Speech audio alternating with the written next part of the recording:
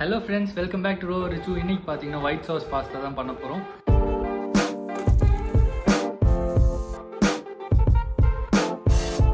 இந்த டிஷ் ஏன் பண்ண அப்படின்னு கேட்டிங்கன்னா என்னோட ஒரு ஃப்ரெண்ட் அண்ட் சப்ஸ்கிரைபர் வந்து கேட்டிருந்தாங்க ஒயிட் சாஸ் பாஸ்தா பண்ணி கொடுங்க அப்படின்னு சொல்லி. நான் இது வரைக்குமே ஒயிட் சாஸ் பாஸ்தா சாப்பிட்டதில்ல. ஸோ ஃபர்ஸ்ட் டைம் சப்ஸ்கிரைபருக்காக பண்ணியிருக்கேன். நம்ம சேனலில் இதுதான் நீங்கள் ஃபர்ஸ்ட் டைம் விசிட் பண்ணுறீங்கன்னா மறக்காம சப்ஸ்கிரைப் பண்ணிக்கோங்க. கூட அந்த பெல் பட்டனும் ப்ரெஸ் பண்ணிருங்க. அப்போ தான் நான் ஒவ்வொரு தடவை வீடியோ போஸ்ட் பண்ணுவோம் உங்களுக்கு நோட்டிஃபிகேஷன்ஸ் வரும். ஸோ ஒயிட் சாஸ் பாஸ்தா எப்படி பண்ணுறது பார்க்கலாம். ஒரு வெசல் எடுத்து 6 கப் வாட்டர் ஆட் பண்ணிக்கோங்க. சால்ட் 1 டேபிள் ஸ்பூன் ஆட் பண்ணிவிட்டு நல்லா பாயில் பண்ண விட்டுருங்க வாட்டர். அதுக்கப்புறம் 2 கப் பாஸ்தா ஆட் பண்ணிவிட்டு லோ ஃப்ளேமில் 7 மினிட்ஸ் பாயில் பண்ண விட்டுருங்க. ஓவர் குக் ஆகக்கூடாது.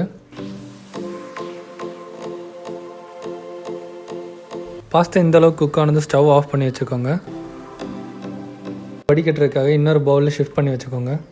நெக்ஸ்ட் வெஜிடபிள் மிக்சர் எப்படி பண்ணுறது பார்க்கலாம். ஒரு கடாய் எடுத்து 2 டேபிள் ஸ்பூன் ஆயில் ஆட் பண்ணிக்கோங்க. கார்லிக் 3 க்ளோவ்ஸ் சாப் பண்ணதை ஆட் பண்ணிக்கலாம்.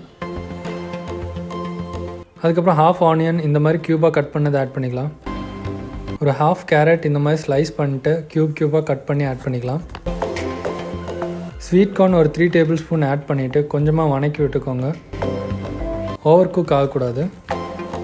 தென் pepper half teaspoon, salt half teaspoon add பண்ணதுக்கப்புறம் நல்லா வணக்கி விட்டுக்கோங்க. இப்போ நம்மளோட வெஜிடபிள் மிக்சர் ரெடி ஆயிடுச்சு. நெக்ஸ்ட் வந்து ஒயிட் சாஸ் பண்ணலாம். லோ ஃப்ளேமில் ஒரு கடாயை வச்சு 2 டேபிள் ஸ்பூன் பட்டர் ஆட் பண்ணிக்கோங்க.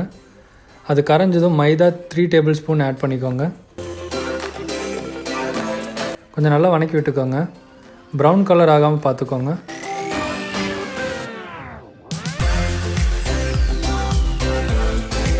மில்க் ஒரு 1 கப் ஆட் பண்ணிவிட்டு நல்லா மிக்ஸ் பண்ணி விட்டுக்கோங்க.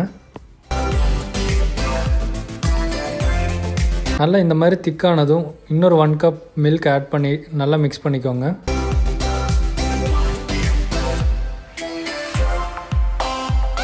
ஒயிட் சாஸ் இந்த மாதிரி சில்கி ஸ்மூத் ஆனதும் pepper half teaspoon, chilli flakes half teaspoon,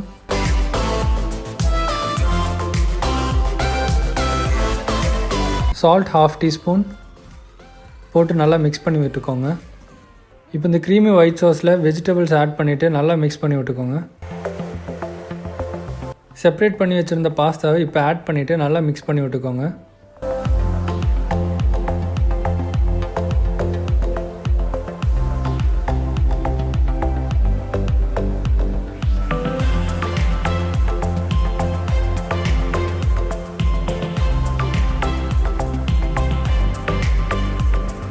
pasta boil பண்ண வாட்டர் 2 டேபிள் ஸ்பூன் ஆட் பண்ணிக்கோங்க.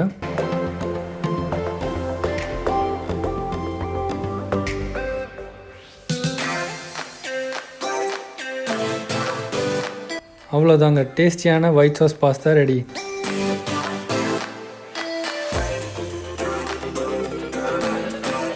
ஸோ நம்மளோட ஒயிட் சாஸ் பாஸ்தா ரெடி ஆயிடுச்சு. எப்படி இருக்குது டேஸ்ட் பண்ணி பார்க்கலாம்.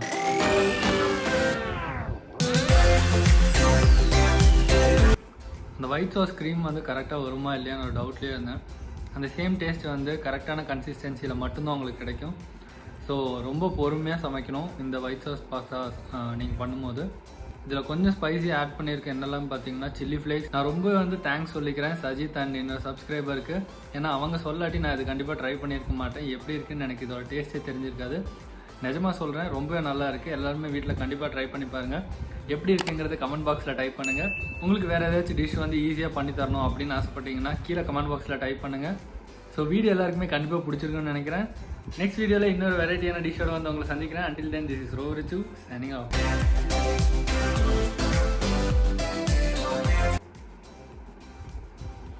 மறந்துருக்கேன் என்ன சொன்னேன்.